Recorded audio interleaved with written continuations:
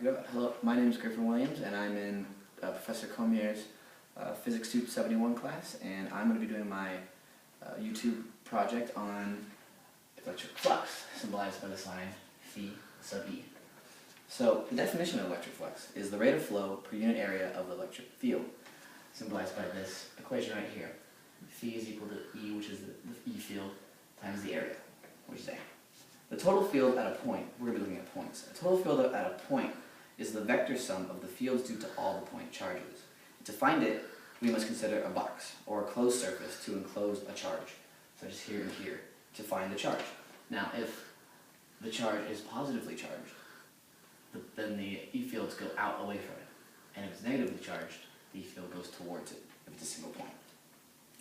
Charge distribution produces an electric field, and the electric field exerts a force on the test charge.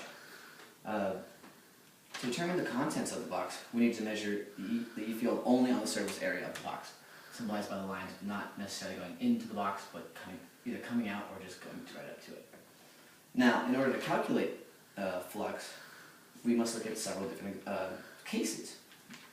For a uniform E field, which means an E field going in just one direction, we can simply write phi E, which is the flux, is equal to electric field times A times the cosine theta. Now the theta is the angle at which the field is to the object. Now for a closed Gaussian surface, phi E is equal to just the charge Q over sigma naught, which is a constant.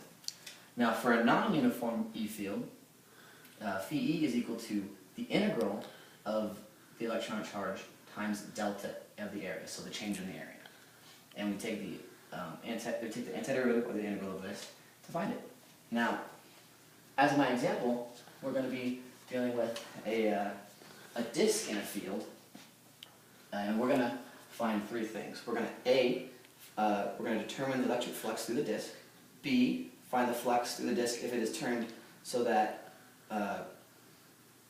the line perpendicular to it is perpendicular to E. And then for C, we're going to find if the disk is parallel. So to find A, and note this is a uniform E field, so therefore we're going to be using phi E is equal to EA cosine theta.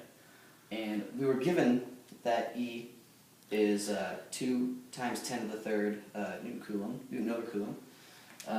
So when we plug it in, we know that the area is just pi r squared, and since the r is equal to 0.1 meters, we multiply that out, and pi is obviously 3.14, to get 0.0314.